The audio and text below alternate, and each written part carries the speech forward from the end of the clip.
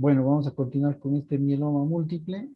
Es una patología compleja, difícil. Hay que tener una visión un poquito más amplia en el sentido de la sospecha diagnóstica. No hay manera de hacer diagnóstico si uno no sospecha. Uno nunca piensa las cosas que no sabe, entonces, o que no entiende. Pues la idea ahora es entender bien un poquito cómo es esta enfermedad para poder sospecharla y poder diagnosticarla. Si no, no se puede, ¿no? En intención primaria, usualmente son los médicos de atención primaria los que detectan primero el caso, el problema, y que pues ya lo refieren para que el especialista termine haciendo el diagnóstico y pues el tratamiento definitivo.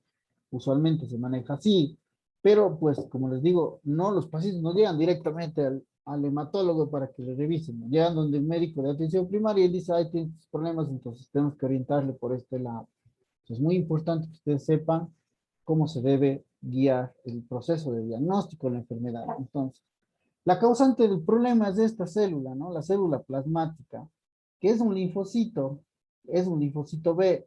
Realmente es la última línea de maduración, es decir, que este ya se graduó de la universidad y se graduó como célula plasmática y tiene la capacidad de producir las inmunoglobulinas. Estas que estamos viendo en este cuadrito es una inmunoglobulina que recordarán ustedes, y hemos hablado en otras ocasiones sobre las inmunoglobulinas, hablamos que tiene una fracción constante que se une generalmente con las células del sistema retículo endotelial, es decir, con los macrófagos específicamente, y con la región variable que corresponde a, digamos, para los antígenos específicos. Un momento, por favor.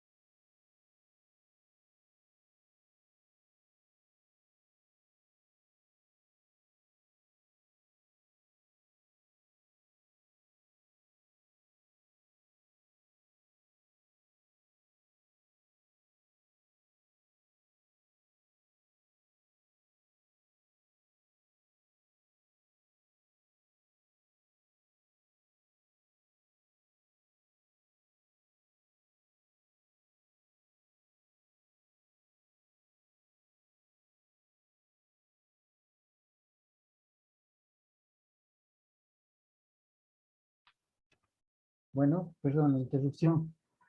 Entonces, les decía, las inmunoglobulinas, ¿no es cierto? Tienen dos fracciones y tienen dos cadenas, ¿no? Las cadenas pesadas, que son estas azules grandes que se ven aquí, y las cadenas livianas, que son cadenas kappa y cadenas lambda, ¿no es cierto? La mitad son kappa y la otra mitad son lambda, eso es lo normal, 50%, 50%. Ahora, esto yo puedo graficarlo, estas proteínas, que son proteínas, puedo graficarlo en esto que se llama electroforesis. ¿Qué es una electroforesis? En realidad estamos tomando nosotros aquí una banda, una tirilla de gel, de gel que el cual voy a hacer pasar corriente eléctrica y el suero que se deposita aquí va a hacer que las proteínas migren dependiendo del peso y el tamaño molecular y la carga eléctrica van a migrar a diferentes sectores de esta tira reactiva, de esta tira en gel, de este gel, ¿no? Fíjense la albúmina es por mucho la más común de todas las proteínas, la más, digamos, como les digo, la que tiene mayor cantidad del organismo. Entonces, dibuja una banda gruesa, como ustedes pueden ver aquí, la albúmina. Las siguientes, todas las que siguen son globulinas. Tenemos las alfa globulinas, ¿sí? Que se ven aquí apenas tenuemente, se alcanza a ver la alfa 1, porque son pequeñas, ¿no? Es un pico pequeño que hace la alfa 1. Luego tenemos la alfa 2, que es un pico ya un poco más grande, ya se puede ver aquí una banda que ya se tiñe, un poquito más azul debido justamente a que hay más cantidad de globulinas alfa 2. Luego tenemos las beta globulinas. Estas beta globulinas también casi igual que las alfa 2 se pueden graficar de manera importante y un poquito menos tenue o más extendida y menos tenue son las gamma globulinas. Recuerden que tenemos 5 tipos de inmunoglobulinas, las IgG, las IgA, las IgM, las IgD y las IgE, que se están graficando aquí, ¿no es cierto? Que están mostrándonos en esta banda, que sería la banda de las inmunoglobulinas, de las gamma globulinas como tal. No sé si está claro hasta aquí, ¿me están entendiendo todo lo que les estoy diciendo? ¿Sí?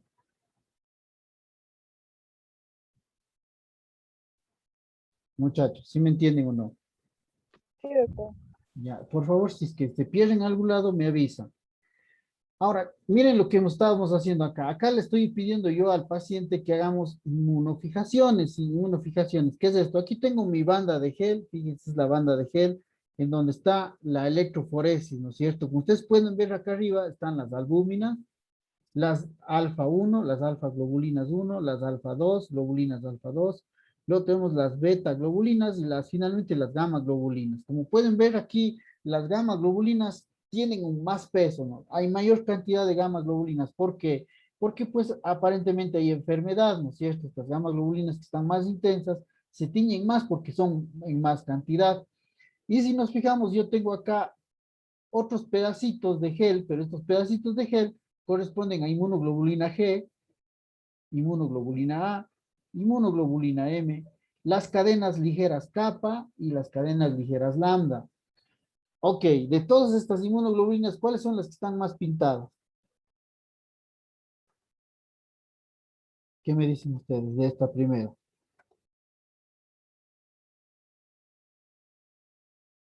Las lambda, ¿Ya? ¿No es cierto? Entonces tenemos las lambda y ¿cuál más? Es un patrón. ¿Qué inmunoglobulina está? La A, la G, la E, la M, la M. Tenemos un patrón IgM, pero lambda, ¿no es cierto? Con restricción de cadenas lambda. Este sería este patrón monoclonal. Este patrón nos estaría hablando de una monoclonalidad. ¿Por qué? Porque tenemos la restricción de cadenas lambda y vemos que las inmunoglobulina M son las que predominan. En esta de acá, ¿qué es lo que estamos viendo? ¿Qué tipo de patrón? Igual tenemos el gel con las albúminas, las alfa 1, alfa 2, beta y gamma globulinas que se puede ver que son bastante importantes, ¿no es cierto? Hay muchas proteínas de tipo, digamos, de las gamma globulinas, pero ¿cuáles son? ¿Qué tipo de patrón está mostrando ese estudio? Lambda, Y IgA, que A y que Capolan, kappa. kappa. capa, ¿no es cierto? Es un patrón capa. Esto es monoclonal también porque está restringiendo cadenas capa, ¿no? Es muy importante esta inmunofijación. Y la última, ¿qué es lo que me está mostrando? Esta facilísima. IgG con patrón kappa. IgG capa, ¿no es cierto? Tenemos un patrón IgG capa.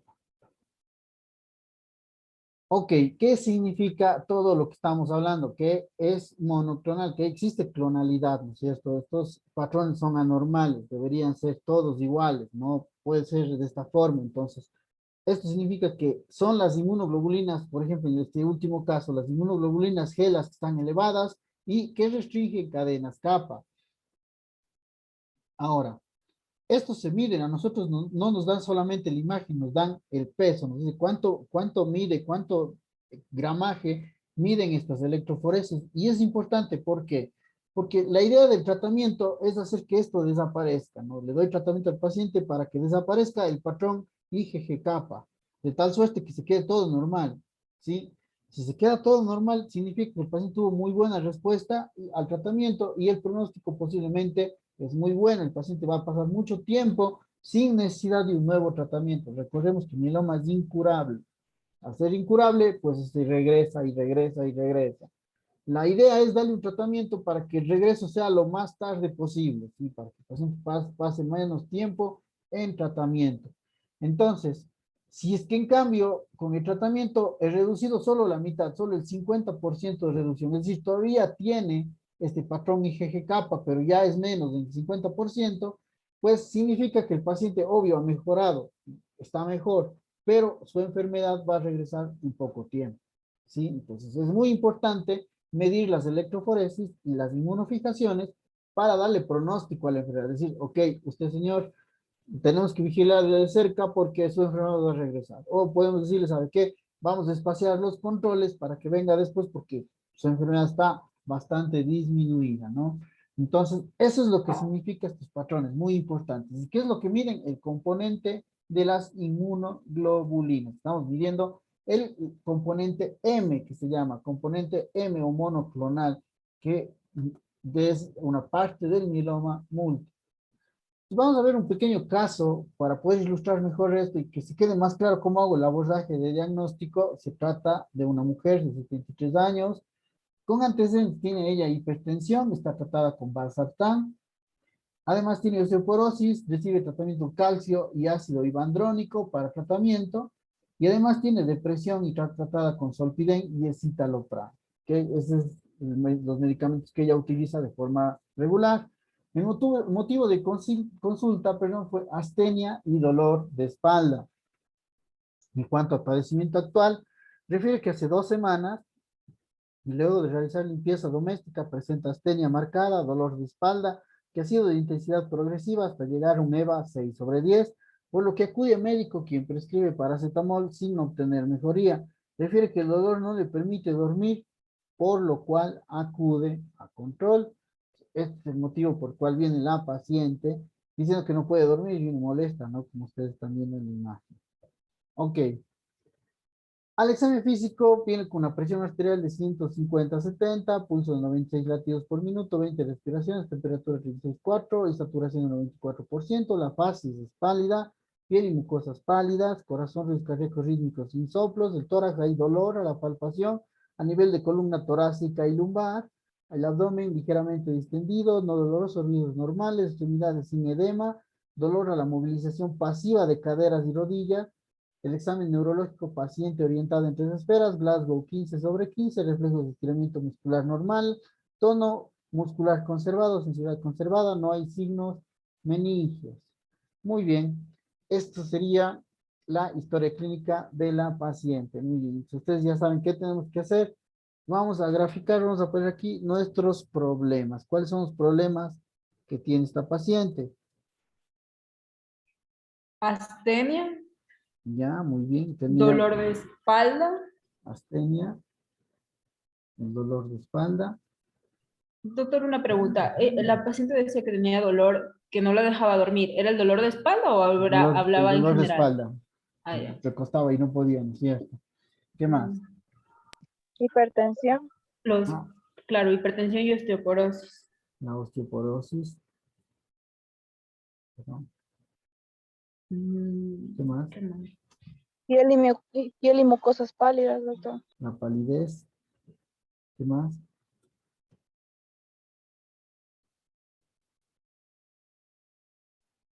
El dolor a la palpación en tórax Dolor a la y, palpación. bueno, columna torácica y lumbar. Dolor a la palpación, ¿no es cierto? Tora columbar. No, tora columbar. ¿Qué más? La depresión también, ¿no? No se me olvide que también tiene síndrome depresivo. ¿Algo más? Doctor, también podríamos remarcar el dolor en las extremidades. Ajá, correcto. ¿Algo más? Creo que ya no. Tenemos todos los problemas son los problemas que tiene nuestra paciente, ¿no es cierto? De aquí tenemos que hacer nuestro análisis, pero nuestro análisis podemos hacerlo, digamos, basado básicamente en, digamos, el problema principal. No sé si quieran usar síndrome. Se puede también, claro, pero si no, podemos tomar el problema principal. ¿Cuál creen que sea un problema importante aquí? La hipertensión. El tipo de dolor, aunque bueno, el de las extremidades puede, porque era rodillas y obviamente hay articulaciones, puede ser ocasionado por la osteoporosis, pero la astenia y el dolor de espalda, pues no nos dicen nada, o sea, están sueltos. Y la hipertensión pues, ya está, no tiene nada asociado a la hipertensión. Ok, bueno, vamos por partes. ¿Cuál problema agarramos primero? ¿Por cuál quiere ir? El dolor de espaldas, Vamos por el dolor, no sé si es el motivo de consulta, igual, debe ser el motivo principal, ¿no es cierto? No puede ni dormir la pobre señora. Ahora, les pregunto a ustedes, este dolor de espalda en ella, ¿por qué puede darse? ¿Cuál pudo haber sido el motivo? En la espalda, ¿qué puede doler? en lumbar, riñones, Puede el tener infección. vaso, Ok, vean, podemos poner aquí nosotros desde tejido óseo, hueso, ¿no es cierto? Puede ser músculo,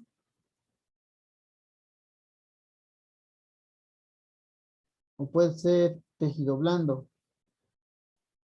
Alguien dijo puede ser riñón. ¿El riñón duele cuándo? cuando hay cálculos, Cálculos o Infecciones de vías urinarias. una infección de tracto urinario, una pielonefritis, ¿no es cierto? Pero la pielonefritis tiene su cortejo, fiebre y todo lo demás que se sabe. Entonces, pero sí, definitivamente, si yo le hago puño percusión, la paciente brinca de dolor cuando tiene pielonefritis. Por eso pongo este tejido blando con asterisco, porque me refiero a eso. Sí, en realidad músculo es también tejido blando. Tendría que formar parte de eso, pero al ponerle tejido blando me estoy refiriendo al dolor que puede ser provocado por vísceras que se reflejen hacia la espalda, como es el caso del riñón, que lo hace durante o en el contexto de una infección urinaria o de una urolitiasis, que sí podríamos también tener. Aquí la gran interrogante es, ¿será un problema de riñón en esta paciente? ¿Creen que sea eso lo que esté pasando? No. No, no tiene muchos datos, ¿no es cierto? Como para no hay fiebre, no hay molestias urinarias, como que no ese es el problema en general. Podemos pensar en músculo, hueso, Podría ser. sí, porque ya tiene un antecedente importante, que es la osteoporosis. Esto, ya, pero- y el eso vamos dolor a en las pensar en hueso. extremidades. Entonces, ¿cuál sería el diagnóstico si estamos hablando de hueso? La osteoporosis misma, porque verán, la osteoporosis ya tiene de antes y no le dolía la espalda. Ahora sí le duele. ¿Será la osteoporosis mismo o se agregó algo más ahí? Se agregó algo. ¿Como qué, por ejemplo? O sea, imaginen ustedes una viejita, todo, que tiene osteoporosis, está en tratamiento y todo, y se le ocurrió ayudar a limpiar la casa y levantó cosas y todo. ¿Qué podría haber pasado? Una lumbalgia. Y ya, eso sería, ¿no es cierto?, a nivel muscular, lumbalgia. ¿Qué sería? Pues músculo. ¿Pero qué sería lo más grave? Osteosarcoma. No, claro que podría tener cáncer, pero a esa edad, o sea, de hueso justamente. O sea, repito, si la paciente estaba bien hace 2 semanas, ¿no es cierto? Ella tiene su osteoporosis, pero estaba en tratamiento y todo eso. Y de pronto se le ocurre hacer un poco de actividad física y empieza con dolor. ¿Qué pudo haber pasado? ¿Qué es lo que tengo que descartar? Mieloma, Una hernia Mm, discal. Una fractura. ¿Sí o no? ¿Están o no de acuerdo? Sí, doctor. sí. ¿No es cierto? O sea, si eso y se le ocurrió levantar y empezó con dolor, Dios, no se me fracturó, entonces hay que ver si tiene o no tiene fractura. Ok. Esto desde el punto de vista del dolor de espalda. La verdad es que no puedo avanzar más allá. Yo creo que tengo que descartar fractura y si no hay fractura, pues ahí sí pensamos que es músculo, tejido blando y a lo mejor con un poco de analgésicos, poniéndole paños, haciéndole terapia física y esas cosas puede acceder, ¿no es cierto? Entonces, pero tengo que descartar fractura. Ese sería mi análisis del dolor de espalda. Ahora, ¿qué otro problema tiene la paciente? Que en el examen físico estaba hipertensa, 150. Hay hipertensión arterial, ¿no es cierto? Claro, yo en el análisis digo, dolor de espalda es por lo que vino, analizo mi dolor, digo, vamos a hacer la radiografía a ver si hay una fractura, estoy de acuerdo, ese es el motivo de consulta, pero también tiene hipertensión y no está controlada, entonces hay que ver qué es lo que va a pasar. Entonces, la hipertensión, ¿cómo la definimos? ¿Qué es hipertensión arterial?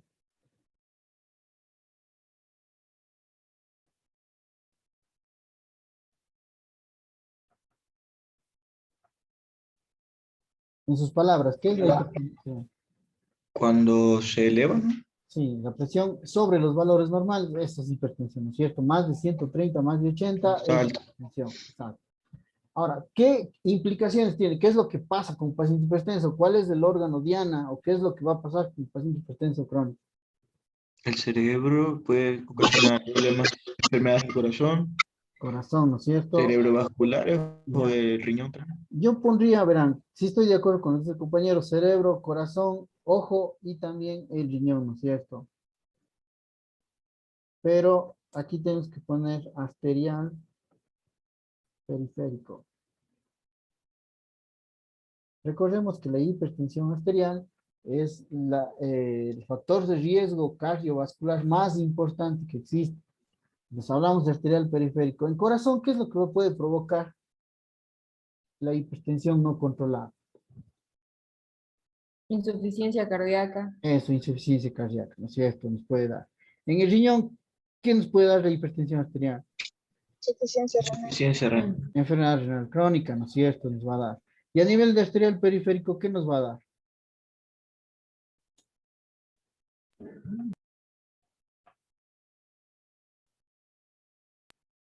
El que pierda un poco la visión. Ya, ¿no es cierto? Pero pondríamos aquí placas de ateroma, Matero. que las placas de ateroma nos puede dar claudicación intermitente.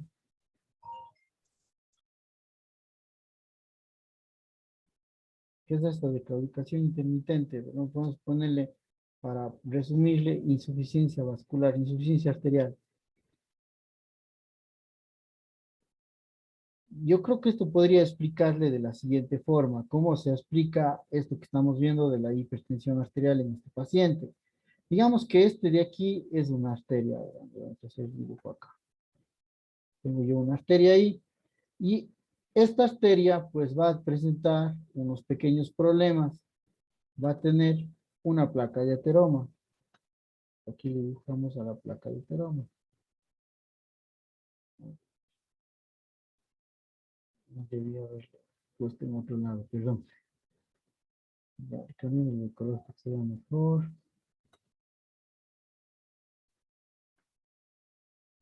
Aquí yo tengo una placa de ateroma acá y tengo otra de otro lado por acá. ¿Qué pasa con el flujo sanguíneo aquí? ¿Qué pasará con el flujo sanguíneo? ¿Qué opina?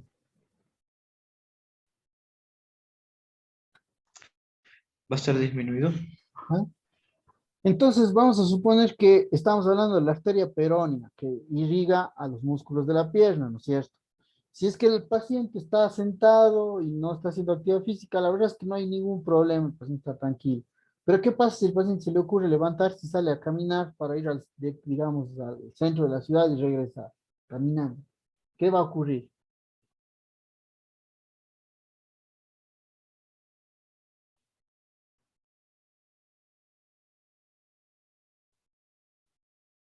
¿Qué va a Va a ocurrir? aumentar la presión contra la arteria de la sangre. El flujo sanguíneo necesita aumentar para poder satisfacer las necesidades, ¿no es cierto? Aumenta la necesidad del músculo porque está en actividad Y como no puede aumentar la necesidad por la presencia de las placas de aterosclerosis, ¿qué ocurre con el músculo? ¿Qué le pasa al paciente?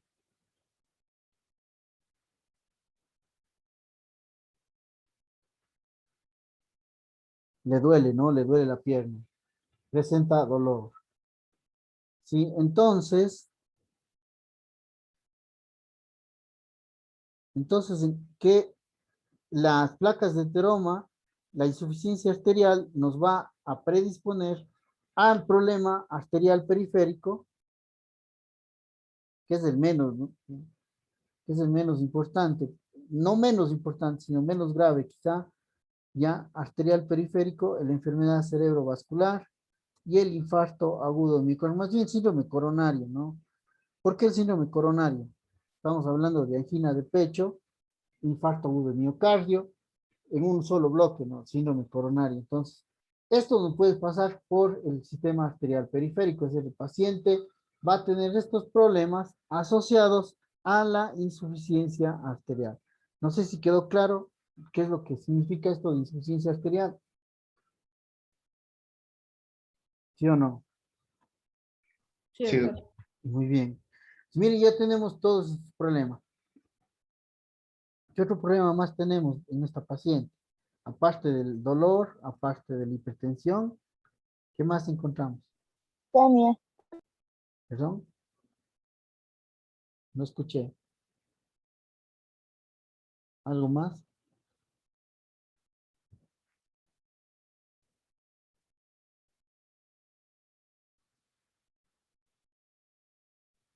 Astenia, doctor. Astenia. Ok, bueno, la astenia es un síntoma. A mí si astenia no me gusta mucho porque es un síntoma general y se puede unir con cualquier cosa. Aquí, ¿con qué les gustaría unirle a la astenia? Para formar un síndrome.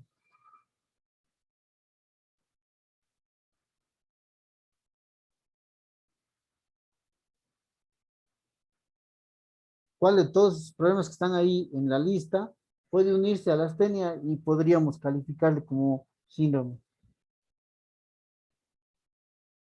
síndrome anémico. Síndrome anémico. Correcto. Ahora, les pregunto en este caso, ¿por qué la paciente tiene anemia? ¿Cuál será el motivo por el cual tenga anemia? ¿Cuál puede ser? ¿Cuál de todo lo que está en su lista de problemas puede predisponerle a tener anemia en la paciente? La hipertensión, Sí, correcto. ¿Por qué? ¿Por qué la hipertensión? porque puede que esté afectado los riñones Ujú. y Enfermedad pues, renal crónica. Perfecto, muy bien. La hipertensión nos va a dar problemas renal y el problema renal termina en anemia. Entonces, mire, yo de primera Perdón, instancia, pensaría que esta paciente ya tiene falla renal, por eso la anemia, ¿cierto? Ok, ¿algún otro problema más que quieran señalar o ya estamos bien ahí?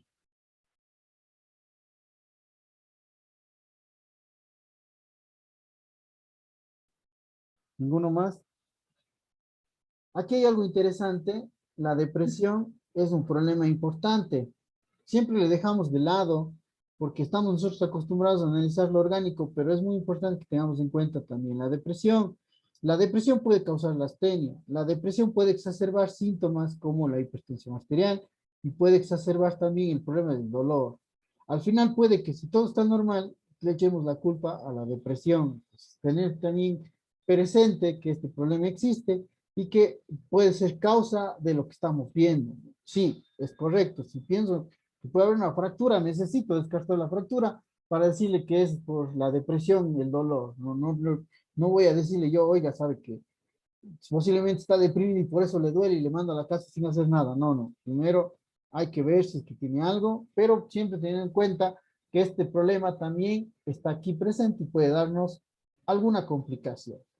Entonces, con esto, ¿cuál sería nuestro plan de diagnóstico? ¿Qué exámenes vamos a pedir? Basado en todo esto que hemos hablado del análisis. ¿Qué opina? ¿Qué exámenes le pido?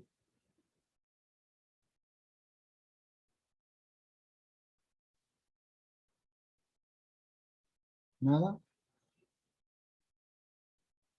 No, debo un hemograma más reticulocitos. Ujú, exacto, biometría, Hemática. los reticulocitos, ¿no es cierto? Para caracterizar la anemia y ver si realmente corresponde a una anemia por falla renal. ¿Qué características tiene la anemia por enfermedad renal?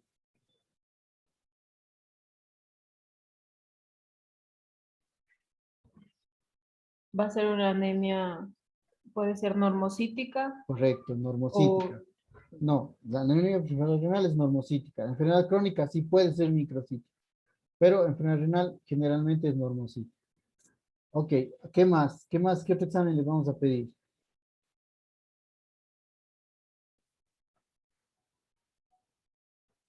¿Qué se les ocurre? El electrocardiograma, doctor, para contar, para asesorarnos En de pacientes la presión. hipertensos sí es interesante ver el electrocardiograma, sobre todo porque nos va a dar ya si es que hay alteración o no del corazón y estas cosas por la insuficiencia cardíaca que se produzca. ¿Qué Perfil más? renal. Exacto, perfil renal, ¿no es cierto? Es importantísimo ver qué está pasando con el riñón porque estamos pensando que pueda que tenga enfermedad renal y hay que ver. No solamente tratamos el dolor, ¿no es cierto? El motivo de consulta fue el dolor, sino estamos buscando otros problemas asociados. ¿Qué más hay? ¿Qué más podemos pedir? Perfil lipídico también. Correcto, perfil lipídico. Estamos hablando de la alteración de la aterosclerosis y esas cosas, ¿no es cierto? Tenemos que pedir un perfil lipídico. ¿Qué más hay que hacer? ¿Nos servirá un examen de orina? Ujú. ¿Por qué? ¿Qué buscamos? Proteinuria tal vez. Eso, proteinuria. Justamente por lo mismo, ¿no? El riñón se afecta por la presión. La primera manifestación de la hipertensión arterial es la proteinuria. No se eleva la urea, no se eleva la creatinina, empieza el riñón a eliminar proteínas y eso se puede determinar en un examen de orina y es un llamado de atención para modificar el tratamiento y ajustarlo a las necesidades, ¿no? Listo, ¿qué más? Doctor, ¿puede ser una angiografía para descartar las placas de ateroma? Bueno, no necesariamente, a menos que tenga usted lesión tejido blando ya. Es decir, ya se produjo un trombo o algo de eso. Antes de eso, la verdad es que no se pide, ¿no? El perfil lipídico ya nos indica y le damos tratamiento para eso. ¿Qué más? doctor, no sé si sirva tal vez el líquido sinovial para, no sé, porque se encuentra en las Mm, articulaciones, duelen las rodillas. Tampoco mucho, a menos que haya realmente un componente inflamatorio importante y tengamos una articulación hinchada y piense que el problema está en la articulación. La verdad es que no, tampoco es tan grave, ¿no? ¿Cuál es el motivo de consulta? El dolor más importante en dónde es. En la espalda, Entonces, diría yo. no creo que serviría mucho pedirle de la articulación de la rodilla, ¿no es cierto? Doctor, otra causa, perdón, de anemia son las neoplasias y además nuestro paciente ya es de edad avanzada. Sí, También podría pedirle deshidrogenasa láctica o correcto. marcadores tumorales. Deshidrogenasa láctica es el marcador tumoral por excelencia. El resto de marcadores tumorales son un poquito más específicos a un problema. ¿Cuándo los pedimos? Cuando sospecho que tenga cáncer de hígado, por ejemplo, y ahí le voy a pedir un antígeno carcinoma embrionario. Pero si no tengo una sospecha de eso, pedir carcinoma embrionario es vago. Tendríamos que pedir quizá una ecografía abdominal para ver, ahí está la masa, ¿no? Entonces ahí sí, carcinoma embrionario incluso no sirve para diagnóstico, sino más bien para seguimiento. La única que podría ayudar es la deshidrogenasa láctica, en el sentido de que si está elevada, pues empezamos a hacer un abordaje más amplio para buscar el cáncer, ¿no? ¿Qué más? La radiografía. Eso, una RX, ¿no? De columna. ¿Qué es el primer paso, no es cierto? No le vamos a pedir tomografías ni resonancias, podría pedirse, pero pues el primer paso es la radiografía. Todavía no ha perdido el valor la radiografía de columna como para poderle pedir. Es una paciente que al fin está caminando, no tiene nada en el examen neurológico. Entonces podríamos pedirle a ver qué es lo que está pasando a ese nivel. No sé si alguien más tiene alguna sugerencia o algo que decir. Estamos claros.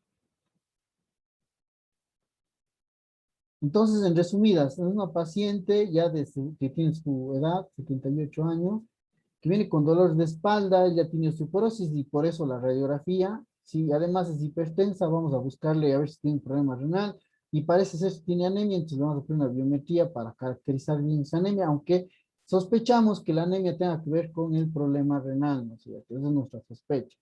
Entonces vamos a ir revisando los exámenes. Les comento que esta paciente inicialmente le había visto un médico de atención primaria y le pidió, lo primero que pidió fue la radiografía, y vino con la radiografía.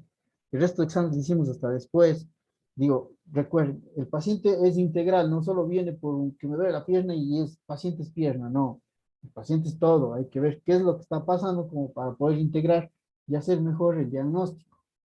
Entonces, vamos a ver los exámenes que tiene la paciente y esta es la radiografía, no sé si ustedes pueden ver algo ahí.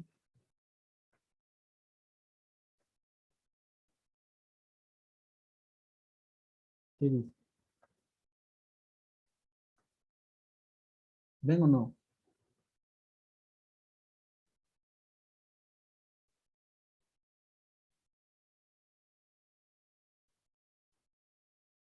¿Qué opinan? ¿Ve algo? Parece que la cuarta cervical, creo, parece afectada por la osteoporosis. Bueno, cervical no estamos viendo, lumbares y torácicas estamos viendo. Mm, Sí, me oriento. Les voy a poner en dibujos. Sé que cuál me está diciendo usted. Alcanzan a ver todos, le estoy dibujando la de arriba y la lesionada para que comparen, ¿no? Esta sería la normal, la que está aquí arriba, y fíjense acá abajo, se nota, ¿no es cierto? Le estoy poniendo la de arriba, correcto. Esta está alterada. No sé si podemos ver en esta anterior también, se alcanza a ver, no sé si le dibujo, correcto. Ya, ¿qué es lo que pasó? ¿Qué es lo que tiene?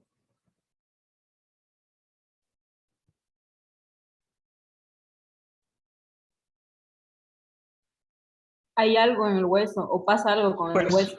¿Qué parece que está pasó? fractura, Es una fractura, correcto. ¿Qué pasó con el cuerpo vertebral? Porque el cuerpo vertebral es el que está afectado. un poco desviado, yo lo veo. Mm, hay que un asentamiento, se asentó, ¿no es cierto? Se rompió el cuerpo vertebral y se asentó la columna, ¿no es cierto? Y eso explica un poco por qué el dolor tan localizado, ¿no? El dolor de que tiene la paciente a este nivel. Ahora, ¿cuál podrá ser la causa? ¿Será la osteoporosis? Quiero que se fijen en la densidad ósea. ¿Les llama la atención como para osteoporosis? No sé si han visto o han tenido oportunidad de ver un hueso osteoporótico. Creo que no. Bueno, la densidad es muy reducida, ¿no? Esta aquí no se ve tan reducida, de hecho se ve bastante conservado. No sé si en parte tenga que ver tratamiento, podría ser, pero no se ve mal realmente, el hueso no se ve tan mal. Lo que sí tiene su fractura a nivel de la última torácica, la T12 más o menos, ¿no? Que estaríamos viendo a este nivel. La pregunta es, ¿por qué se fracturó? ¿Qué dicen ustedes?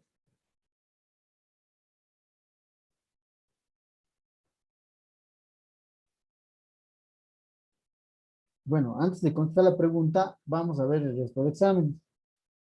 Estos son los exámenes que se recogieron después de que llegó la paciente, o sea, bueno, ella es hipertensa y vamos a ver si es que no tiene algún otro problema. Esta es su biometría, ¿sí? 8.400 leucocitos, neutrófilos de 82%, linfocitos 16. ¿Qué opinan? ¿Normal o anormal? Normal. Normal. Aunque son 82% neutros, pero no llegan a ser más de 7.500, ¿no? Nunca. Entonces, es normal. La serie blanca. Vamos con las plaquetas. ¿Qué les parece? 220.000. Normal también. Normal. Ahora vamos con la roja, ¿no? Con la serie roja. Hemoglobina 8,6, con volumen corpuscular medio de 92 y plaquetas de 220.000. ¿Qué opinan ustedes? Una anemia moderada, normocítica, regenerativa. Exacto, anemia moderada, normocítica, a regenerativa. Ya, ¿cuál es la posible causa de esta anemia normocítica regenerativa? Enfermedad crónica. Enfermedad crónica, correcto. Enfermedad crónica es lo que nos viene a la cabeza. Y poquito estuvimos discutiendo de eso hace rato y sí, podría ser Esa es la causa. Sigamos viendo qué más exámenes tiene. Aquí tenemos una glucosa 82, urea 71, creatinina 1.9. ¿Qué es lo que tenemos? Está elevada la urea y la creatinina. Entonces tenemos una enfermedad renal, ¿no es cierto? O lesión renal, pongamos, porque sea el término correcto. La pregunta es aquí, ¿es agudo o crónica?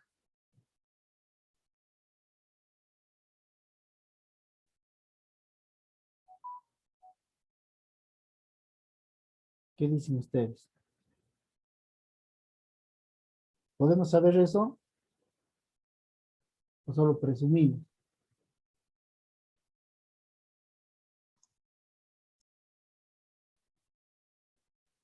Así de primera es difícil saber si es agudo o crónica. Lo que tendríamos que hacer es una ecografía del riñón. Si el riñón es normal, posiblemente estemos hablando de una lesión renal aguda. Pero si el riñón está ya alterado, pequeño, con alteración de la relación córtico-medular, hablamos de una enfermedad renal crónica. Entonces, habría que hacer eso, ese estudio adicional para ver si el problema del riñón es agudo o crónico. ¿Cuál puede ser la causa de esta lesión si fuera crónica? La hipertensión. La hipertensión, ¿no? Cobra sentido, ¿no? Empezamos a ver que lo que hablamos este rato parece estar yendo en este camino, ¿no es cierto? Hasta ahí. Se le pidió pruebas de función hepática más que nada por valoración, y la bilirrubina total, la directa e indirecta, están, digamos, dentro de lo normal, con tejido y TGP normales, fosfatasa bien. Proteínas están de 9,62, albúmina 4,1 y globulinas de 5,52. ¿Qué opinan de eso?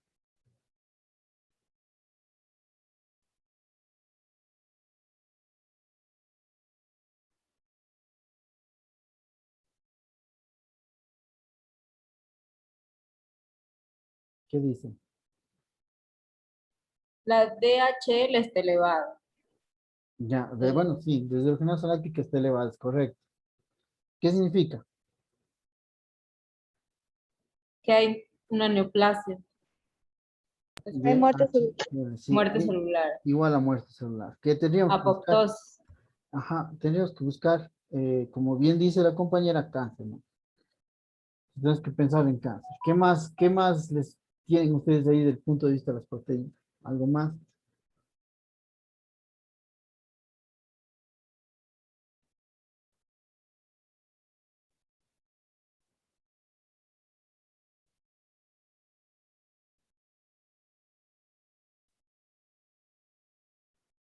¿Nada? ¿No les sugiere nada las globulinas? ¿Qué están las globulinas? ¿Normales o no?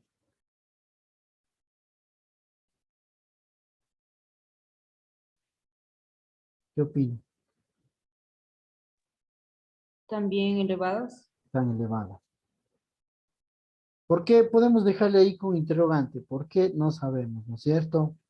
¿O alguien ya tiene alguna opinión? Supongo que sí. ¿No?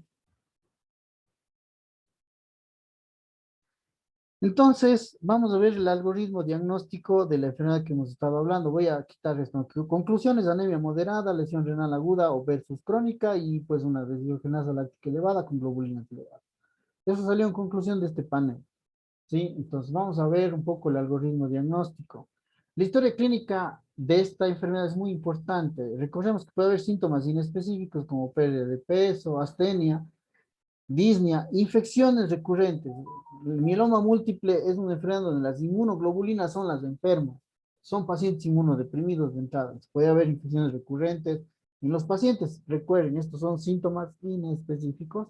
Puede haber síntomas óseos, ¿no? Dolor óseo, lesiones óseas, fractura patológica. En nuestro caso, ¿qué tenemos?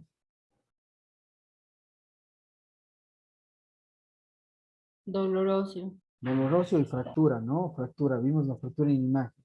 Otros síntomas que podrían tener los pacientes es neuropatía, compresión medular, sangrado, trombosis, y pues en los exámenes del paciente que esté asintomático podemos encontrar anemia, hipercalcemia y falla renal. ¿Qué tenemos en nuestro caso?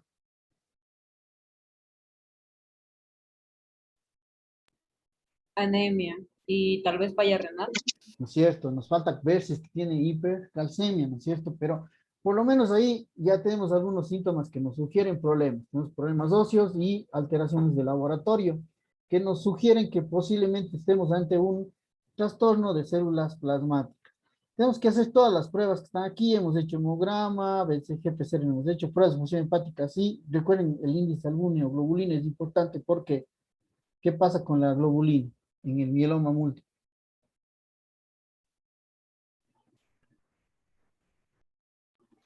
¿Debería disminuir o aumentar? ¿Qué pasará si aumentan las inmunoglobulinas? O sea, recuerden que son inmunoglobulinas normales. Van a atacar a las otras células creyendo que son agentes infecciosos o patógenos. No, realmente no funcionan, están ahí haciendo espacio, pero no funcionan.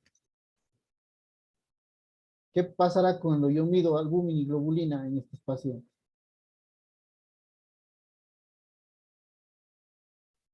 Van a ser elevadas. Van a estar elevadas las globulinas, ¿no es cierto? ¿Por qué? Porque tengo más inmunoglobulinas, ¿sí o no? Gamma globulinas están elevadas debido a la presencia de estas inmunoglobulinas anormales.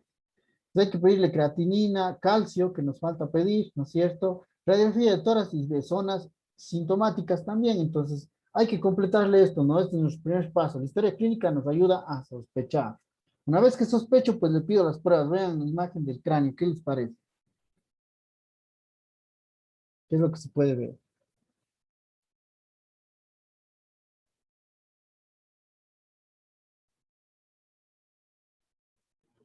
Que algunas lesiones presentan lesiones hiperdensas. No, bueno, se llaman radiolúcidas, ¿no? En Ah, ya, radiología, radiopátas. perdón, Todo gracias. lo oscuro es radiolúcido. Entonces tenemos aquí imágenes radiolúcidas que sugieren imágenes de sacabocados o lesiones osteolíticas. Lo mismo, si alcanzan a ver con cierta dificultad, se puede ver lo mismo en las costillas. No sé si alcanzan a ver. Sí se ve muy poquito, la verdad es que es difícil verlo, pero sí se nota, al menos en esta, mira, se alcanza a ver algo, ¿no? Entonces tenemos lesiones líticas en cráneo y costillas, ya tenemos lesión ósea, ¿no es cierto? Lesión ósea que es parte de la enfermedad. Y le completamos los estudios, sodio, potasio, cloro y calcio. ¿Qué opinan del calcio?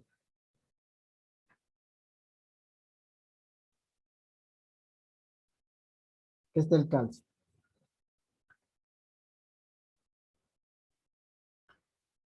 El calcio está elevado, ¿no es cierto? Es hasta 10, tenemos 12, tenemos una hipercalcemia.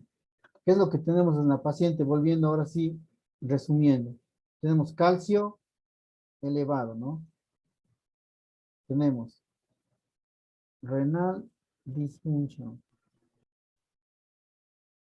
Tenemos anemia y tenemos bone injury. Ya. ¿Cómo se llama esto? El acrónimo No, pues, CRAB. Tenemos un CRAB, ¿no es cierto? Entonces, miren, esto sale cuando hacemos el análisis del paciente completo, ¿no es cierto? Entonces, miren, ¿qué es lo que hacemos una vez que tenemos esto de aquí? Ya, déjenme borrar las líneas. Si ya tengo todos los exámenes, y los exámenes son sugestivos, tenemos estudios alterados, yo tengo que evaluar la causa, o sea, tengo que buscar si estos estudios alterados realmente me tienen que ver con el problema de base. Por ejemplo, la paciente tiene falla renal. ¿La falla renal es por la hipertensión o es por otra causa? Tenemos que preguntarnos si es que esa falla renal corresponde o no a hipertensión o buscamos otra causa. Definitivamente, ¿tengo yo síntomas inespecíficos o tengo yo síntomas óseos? Significa ir al siguiente paso. O sea, tenemos que hacer el siguiente paso, pero siempre pensando en que el riñón no vaya a ser por la hipertensión también. Entonces, tenemos que pedir electroforesis, inmunofijación en suero y en orina también. Y además medir cadenas ligeras libres solamente en suero. Nos falta hacer esa parte, ¿no es cierto? Las electroforesis y las inmunofijaciones. Vamos al siguiente paso. Le hemos pedido al paciente las electroforesis que están viendo ustedes ahí. ¿Qué es lo que opinan de esta electroforesis? Aquí tenemos las alfa 1, alfa 2, las beta y las gamma globulinas. ¿Es normal esto de aquí? Fíjense cómo se dibuja acá.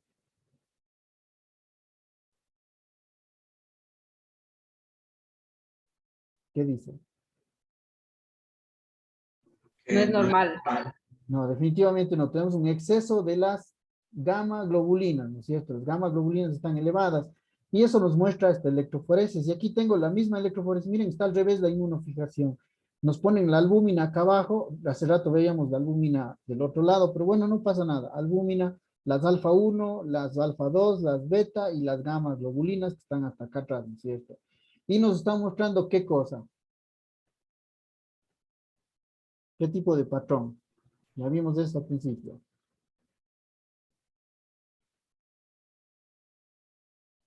IgG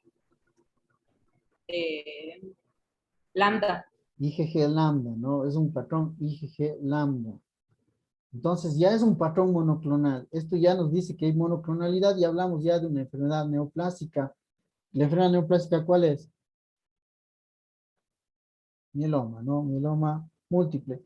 Medimos cadenas ligeras. Esto es otro estudio donde se mide la cantidad de cadenas ligeras y nos reporta 24 cadenas kappa y 247 cadenas lambda. Lo normal es 50-50 y obviamente para nada esto está normal. Si tenemos un incremento en las cadenas ligeras lambda, lo que significa que hay esta monoclonalidad que hemos hablado antes. Todo esto se debe pedir a todos los pacientes desde el principio. Cadenas, electroforesis, inmunofijaciones en suero y orina y las cadenas ligeras libres en suero. Tenemos que pedir a todos los pacientes. Porque esto hay que medir para cuando le demos tratamiento, ver que desaparezca. ¿Está claro? ¿Preguntas? ¿Ninguna? ¿Cuál es el siguiente paso? ¿Qué necesito hacer para confirmar? Porque hasta ahora sigue siendo un mieloma múltiple probable. Protis. Exacto. Hay que hacer estudio, bueno, no de la sangre, ¿no? Pero un aspirado de médula ósea. De con médula. biopsia. Exacto.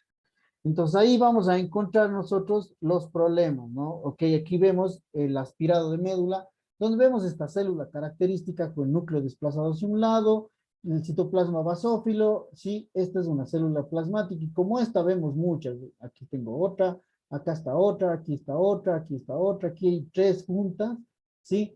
Todo lleno de células, miren, esta con 3 núcleos, ¿no? Es una célula plasmática con 3 núcleos, completamente atípica, esta con nucleolo. Sí, fíjense esta otra célula plasmática acá. Es un montón de células plasmáticas. En total, la paciente dio 56% de células plasmáticas por, digamos, en el medulograma. Y ya no, con eso nos confirma el diagnóstico de mieloma múltiple. Bueno, le pedimos beta 2 microglobulina, que es un marcador de mieloma múltiple que está en 3.7. Lo normal es que esté por debajo de 3.5. Y le medimos inmunoglobulinas, la IgG, la IgA, la IgM. Y obviamente, pues, si era IgG lambda, la que está elevada es la inmunoglobulina G, ¿no? Nos corrobora el diagnóstico también es. Y hacemos un cariotipo. El cariotipo en médula nos dio translocación 14-20 con delección del cromosoma 17, con el brazo largo del cromosoma 17. Ok, ¿qué significa eso? Pues es pronóstico, ¿no? Fíjense, yo tengo una beta 2 glicoproteína. Bueno, fíjense, aquí está más de 3.5, ¿no? Sería en estadio aquí, en estadio 2. Sin embargo, yo tengo deshidrogenasa láctica elevada, ¿sí? Y tengo alteraciones cromosómicas, tengo la delección del 17p, que significa que el paciente está en un estadio clínico 3, tiene una sobrevivencia global de 29 meses, o sea que tiene una sobrevida de 2 años y un poquito más, y el riesgo es alto, ¿no? ¿Por qué? Porque tiene una translocación 14-20. No sé si está claro.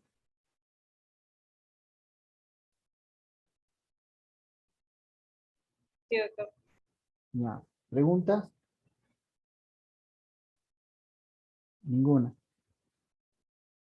Entonces, para terminar, este caso es muy importante sospechar la enfermedad. El médico de atención primaria vio a la paciente y lo primero que se le ocurrió fue hacer la radiografía. Que está bien, no está mal. Pero recuerden que además de la radiografía, la paciente tenía otros problemas que nos tocaba abordar con exámenes de laboratorio. Si no teníamos los exámenes de laboratorio, ¿cómo sospechamos del CAF? La justificación fue la osteoporosis y pasó un tiempo la paciente con eso de que es osteoporosis hasta que en el examen empezó a aparecer primero la creatinina, la anemia, ¿no es cierto? Y después le completamos con lo demás, ¿no es cierto? Le completamos con la serie ósea que se ven las lesiones óseas, lesiones líticas y bueno, el calcio elevado, ya tenemos el CRAF. Ahí sí ya lo demás fue pues simplemente seguir el algoritmo para obtener los exámenes de laboratorio que confirman la enfermedad, en este caso ya el mieloma múltiple. Listo, muchachos. ¿Preguntas? No nos quedamos hasta aquí.